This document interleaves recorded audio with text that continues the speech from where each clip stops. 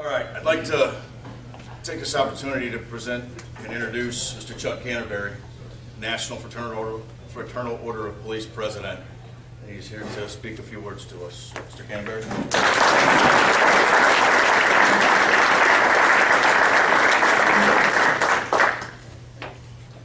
Thank you, Brother President. First of all, let's get one thing straight. It's Chuck. I'm a retired police officer from South Carolina, the son of a police officer, and the father of a police officer. So I come from a law enforcement family, and I come from a union family. Most of my relatives dug coal in the West Virginia coal mines until they decided to move south and become tourist brokers in Myrtle Beach. They found it to be much more attractive to being underground, being at the beach. Now, unfortunately, because of the status of my state as a right-to-work state, many of them had culture shock when they left the Union country of the West Virginia coal mines and went into a at-will right-to-work state like South Carolina. But like any good Union family, my family helped start the FOP. My first meeting of the FOP, my mother, who was a police officer, looked at me and said, "Shut up and sign the damn contract," or charter. So that's how I became an FOP member. And 25 years later, I'm the national president, and I go around the country talking about the national FOP and what we do for our members. First of all, I want you to know I'm biased. But I'm biased on 97 years of history of the Fraternal Order of Police.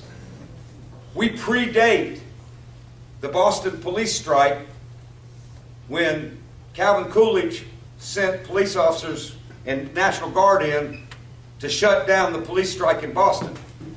We survived. The National FOP survived as the first national police union. We created our national in 1934 after they had branched out into other states, but we survived because we believed in the premise that cops should bargain for cops. And we've stuck with that philosophy for the entire 97 years. Nobody knows what we do better than people that do the same job. And that's why I believe IAFF and the FOP are the national leaders in public safety unions in the United States. Now, if we didn't have you firefighters here, I wouldn't have dropped that. Because, you know, somewhere in the country, there's a bunch of firefighters looking around right now going, "Any cops in here?" You know, they're wannabes. That's what we all call each other. You know, but the bottom line is we do it better than anybody else because we represent the profession that we do. Samuel Gompers, who was basically the father of the AFL-CIO movement, was a cigar roller from Florida. And he said that cigar rollers should represent cigar rollers because nobody else does what I do. And he was a little tiny guy. There's a statue of him in Washington, D.C., which makes him look pretty big, right off of DuPont Circle. But many people don't remember that the premise that he stuck with was that you should represent the people you work with. And I think that's the most important thing about the National Fraternal Order of Police. And we do it better than anybody else. The proof is that we're 333,000 members strong. We have 44 state lodges and 2,200 local lodges in the country. We're the only national police union that has a full-time labor services division, has a full-time legislative staff in Washington, D.C., and a full-time administrative staff in Nashville. Our office in labor is in Columbus, Ohio. The significance in that for us as police officers is it's the first place in the country where we took the fight back to the people that we protected when they tried to steal our rights. Ohio had a collective bargaining bill that passed in 1984. It worked. The labor strife in Ohio went down. The improvement and the quality of the profession of law enforcement and firefighters went up. The education rate of the police officers and firefighters went up. The pay and benefits went up. And the public got served by an educated, happy workforce. A new governor's elected. He goes in, the first order of business is to wipe out a collective bargaining bill that had worked for 30 years. Well, we didn't stand back and let him do that. The public and private unions joined together and took it to the people of Ohio. Now, I walked in Ohio. I knocked on doors. I spent 7 days traveling from one side of that state to the other in rooms very similar to this, making the same speech. The people of America want a patrol car coming to their house when they call, and when their house is on fire, they want a firefighter responding. They want them to be trained, they want them to be educated, and they want them to be able to render the proper service. So the process of making sure that we get the support we need from people like the senator and the legislators that are here is making sure that the public knows what we do. And I'm going to tell you, a lot of us don't feel like the public supports us, but I don't believe that. In Ohio, we won with a 62-38 margin. We took it back to the people, the police, the fire, and teachers. I was quoted in the Washington Post, when did we become the enemy? When did that happen? I went to bed one night, pretty proud that I was a police officer, woke up the next morning with the press and everybody else telling me I was the enemy. I'm a big union thug as the national president. Well, for those of you that don't know, I make $53,000 a year as your national president. A lot less money than I made when I was working. So, you know, if I'm a big union thug, then I wear that hat with pride. But what I do better than anybody else is tout the fact that we deserve the right to collectively bargain, that we should bargain for ourselves, that we, police officers, should sit across the table and bargain with our cities.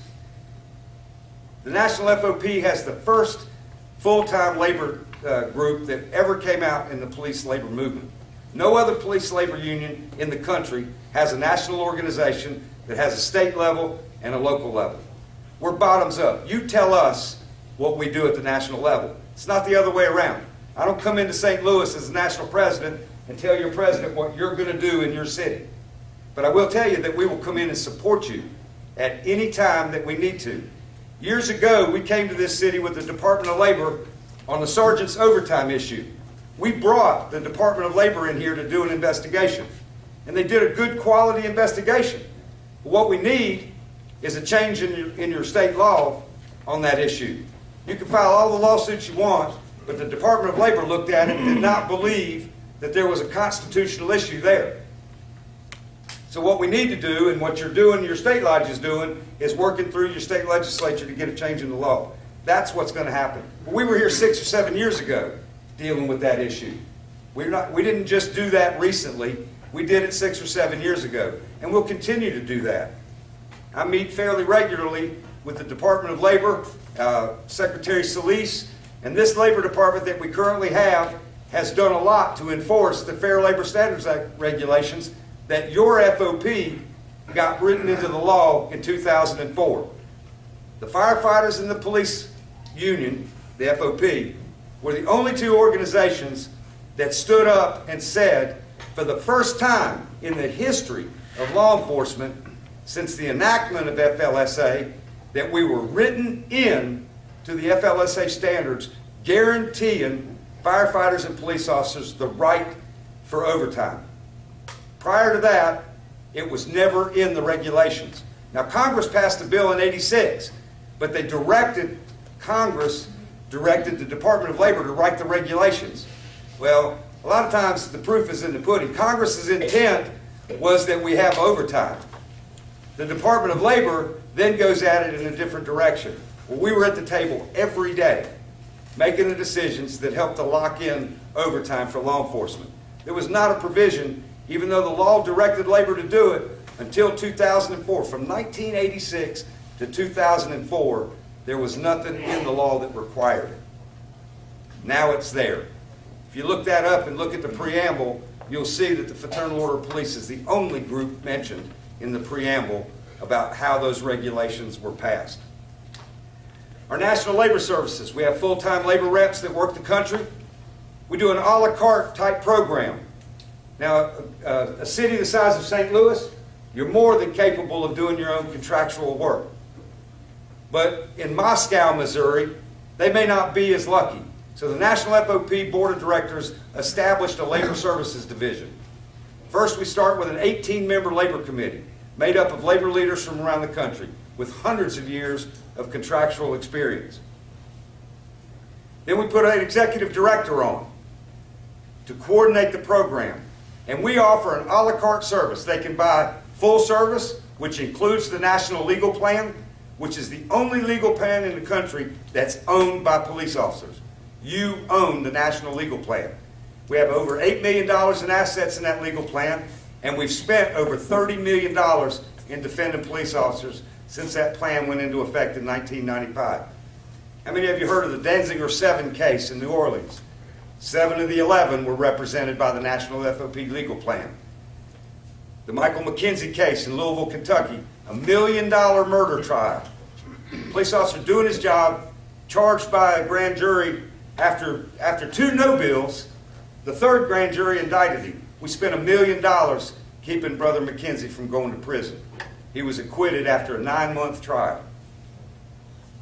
Years of appeals, but finally acquitted. Our legal plan, like I told you, is already owned by you as the members. We have 40,000 members in that plan. It's the only national-owned plan in the country.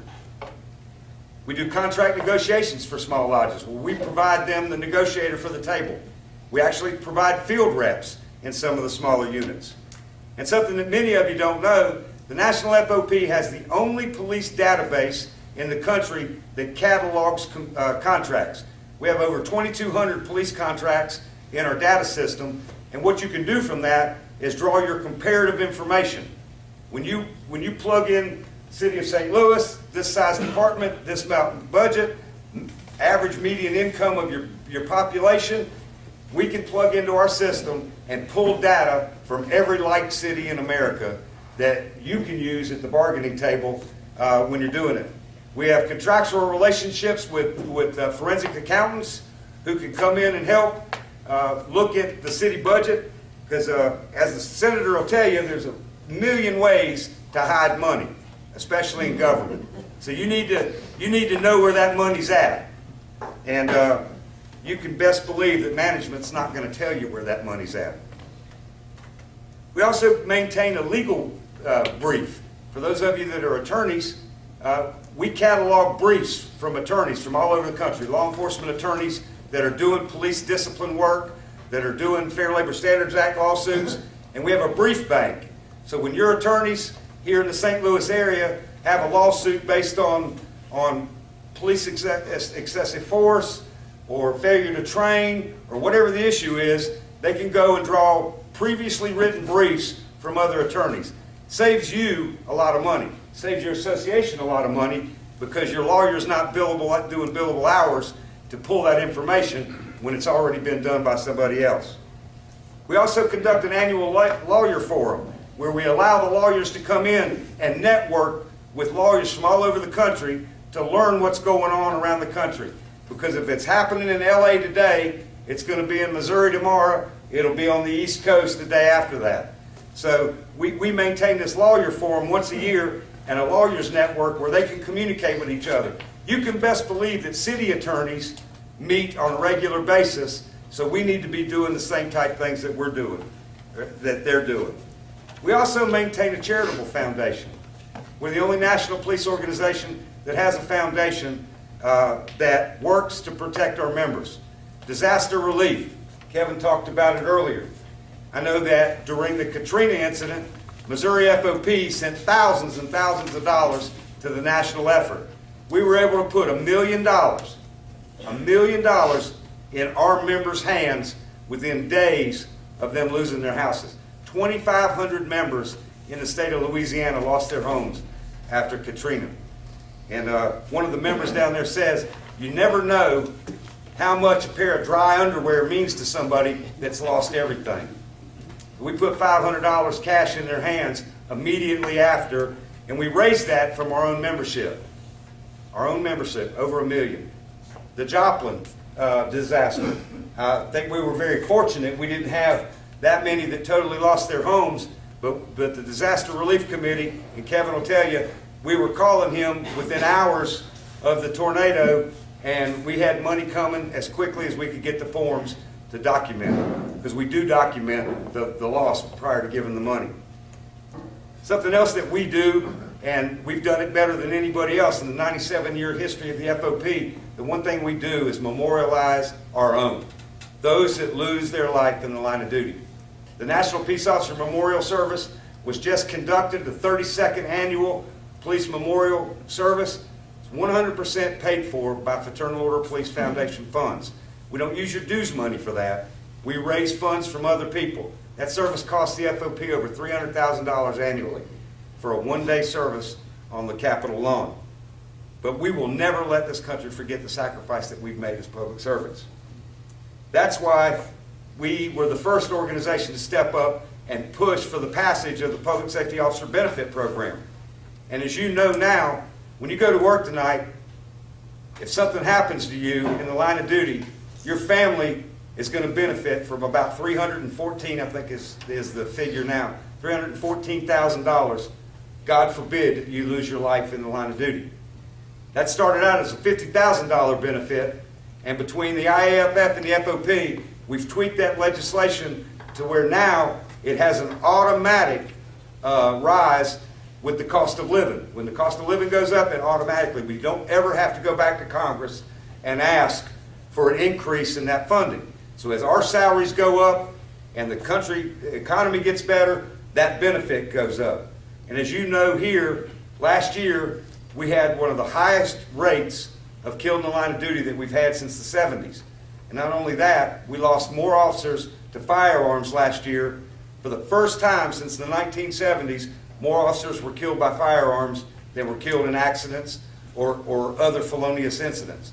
60,000 police officers assaulted, 16,000 of them with permanent injuries last year alone. Thank God we're down this year, and nobody knows why. Nobody, I mean, you can look at it, you can blame the economy, nobody knows why. But if it wasn't for the Fraternal Order of Police and other like national unions like our firefighter brothers, boy, I'm giving you guys a lot of credit. If you weren't here, I'd be calling you hose draggers. That's what Harold would be doing to me. Hey, you can do it. He was in New Jersey yesterday, and he made comments to the Firefighters Association. We had our New Jersey president there call me last night. But the bottom line is we've done that, and we've continued to do that. So the resources of the National FOP are at your disposal. I mean, we are police officers working for police officers. That's the bottom line. It's what we do. We do it better than anybody else. Be glad to stand for questions. You know why I'm here. We got a representation election coming, and I'm here to let the sergeants of this police department know that there's nobody that does it better than the National Fraternal Order of Police, the Missouri State Lodge FOP, and the St. Louis Police Officers Association. They're experienced. They've got resources beyond the local resources. They have networking ability nationwide. They have a database system where they can draw comparatives for every sergeant in the United States working in any of the 2,200 departments that have contracts. That information is available to them. You have a National Labor Committee member stationed here in Missouri. Rick and Gleam has been on that committee several times, but works with that national committee, and they're all dedicated police officers that are here to help their brothers and sisters. The bottom line is we're just here to add that you're not just voting for the St. Louis Police Officers Association. You're voting to bring in the largest, strongest, and oldest law enforcement organization in the United States, bar none. Yes, sir, brother. President Canterbury, Brother Carroll from Lodge 15, State Lodge 15. Maybe you could go over some of the representation at the national level, and as far as like the seal carry, or nationwide, and maybe some Social Security issues for retirees or current members. Right. Well, first of all, let me tell you that present company accepted. Congress is totally gridlocked, and the worst Congress I've ever seen in my 15 years of being on the National Board of Directors. Compromise is a word that you do not find if you enter the Beltway. It stops on the Beltway, right outside of town. I've never seen it in all my years working in Washington. So the Social Security windfall elimination provision is dead in the 112th Congress. dead. They're not, this Congress is not going to take up any issue that surrounds Social Security. I have a saying that I like to use, and especially about making sure that we keep their feet to the fire. If you have a politician that comes to you and seeks your endorsement, you got to make sure that they do what they say they're going to do. It's extremely important that we make them walk the walk and talk the talk. You got to put their feet to the fire. They shouldn't come in this hall and make promises to you and then go to the state capitol and vote against you. And then in 2 years be back in this hall shaking your hand and telling you how much they love you. Just absolutely, they shouldn't be able to come through that door if they've gone to your state capitol and voted against the interests that they stood here and told you they would support. So windfall elimination is dead. The collective bargaining bill that we almost passed in the 111th session, IAFF and the FOP sat down and agreed there was not the climate to introduce that bill. Another defeat at the expense of our brothers and sisters was not something we were willing to do at this time. The 113th Congress, good Lord willing, and our endorsed candidates win in the 2012 elections, then we're going to be back in Washington. We'll be working with the same group that have supported us for many years on that bill. But what we've done as a national organization is on our members only section, we've graded your congressmen. Some of them got A's and many of them got F's. And if they walk into this hall and they got an F, you got to ask them why. You got to ask them why. Because a picture in their D.C. office does not put dollars in your pocket, does not protect your pension, and does not provide protect your Social Security benefits. And especially is not going to help you guys that are being penalized by the windfall elimination or the GPO, government pension offset. It's important that we keep their feet to the fire. You can tell I'm not passionate about this. The bottom line is, in a month, you guys are going to get a magazine. It's going to have questionnaires from our presidential candidates. We've got to quit giving our endorsement to people that say, no, no, no, no, no, but we really love law enforcement. We really love law enforcement. God, you guys are the greatest. I did a ride-along one time, and that was the most exciting thing I ever did. And my uncle was a policeman. Well, then why don't you support us? Why don't you vote for us? Why don't you work to make our profession better so that we can protect your family? You know, I don't need to be smiled at, and I don't need a picture. What I need is somebody that can cast a yay or a nay in my behalf. And it's nothing more than that. We have made this profession what it is. I'm tired of being accused that, well, your unions have done too good. Well, remember, it's called negotiation. We sit across the table and we come to either a consensus or a compromise, or a third-party arbitrator helps you make that decision based on the facts. It's a negotiation. When the times are good, politicians can give you a lot. When they're bad, they can't come to public safety and try to recoup it all. And they're doing that with our pensions. They're doing that with our health care. You know, I don't know about you, but if you've been on the job more than 10 years, you're starting to worry about both of those things. The first 10 years as a police officer, you don't give a crap about nothing except going out there and putting people in jail. I mean, it's an exciting career. You know, I mean, I loved it. I will tell you, the best time of my life was riding a one-man car. I enjoyed that more than anything I've ever done in my life. But the bottom line is, after I'd been on 7 or 8 or 9 years, and I saw our retirees going out with no health care on a pension they couldn't live on, somebody had to step up and say something. And we did that. We reduced our pension in South Carolina from 30 to 25. We increased the annuity factor. My agency got 100% health care at retirement for the rest of my life. Now, until last month where they voted, now the newbies that are hired after January 1st of this year aren't getting that benefit anymore. So, you know, it's something we've got to continue to fight for. But it's the politicians that we're endorsing that are doing that.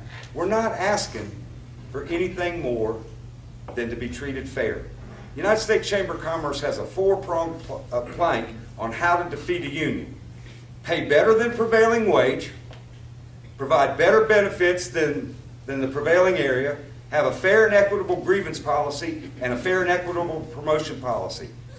Don't mean to offend anybody, but I call that the shit of unionism. We all know that. And if management would do that, we wouldn't be sitting here in this hall. You know, I come from a state that had the Charleston 9. My firefighter brothers know a lot about that case. Big city fire department, strong history, been a fire department since 1720. They were wearing uniforms that were not fire resistant.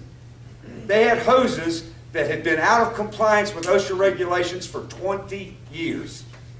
9 of them died, and the fire chief stood up at the podium and said, just can't figure out why. 4 of the captains that ran in that building had never been to an incident management school. 4 captains. There were 6 of the 9 were captains. Why do you have 6 captains inside the building? Now, Rusty stood up there. Rusty was the fire chief for 20 years. His dad was the fire chief for 20 years. And his grandfather was the fire chief for 20 years. They're going to lose millions of dollars in lawsuits to those 9 families. If they'd have been listening to their union, that wouldn't have happened. We're the ones that put bullet resistance vests on police officers. Management didn't give that to us. We're the ones that brought forth the idea that when the perps have got automatic weapons, we need semi-automatic weapons as well. We were the ones that put cages in patrol cars. I can promise you that no mayor or chief of police came up with the idea of putting a cage in a patrol car. It was the rank and file member standing up saying, you know, we wouldn't get hit in the head on the way to jail if we had a cage in the car.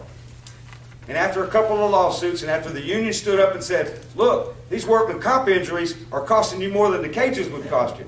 That's how they got put there. Now, I'm not an anti-management guy. I retired as a deputy chief. But just because we become bosses don't mean we need to forget where we came from. And that's what's important in the FOP. We will represent, if you're a cop, we want you in the organization. But our main goal and thrust is to protect the rank and file police officers. Because the bottom line is, management's not going to do it. Every chief in America works for a mayor. Every sheriff's elected, and he doesn't want to go over his budget because he wants the public to believe that he's a good keeper of their budget, and that's important. You know, we don't want them to go over budget either, but we do want them to provide the equipment that we need. But the bottom line is, if it wasn't for us, they wouldn't be doing it. We are what I like to call the gatekeepers. And when we do these endorsements, and I know that you do endorsements in this state, you do them locally, if you don't keep their feet to the fire, then shame on you. That's all I can tell you. Mr. President, is there something else you want me to cover? I'm like every other politician. Once I get started, it's hard to stop. I'm going to be here the whole night. I'm staying after the meeting. Anybody wants to talk to me individually. The one thing I can tell you is nobody does it better than the National FOP. We're the strongest, largest, 330,000 members plus, the only full-time labor section in the country, full-time legal defense plan that you own. I'm biased. I told you that at the start. Well, thanks a lot, and God bless you.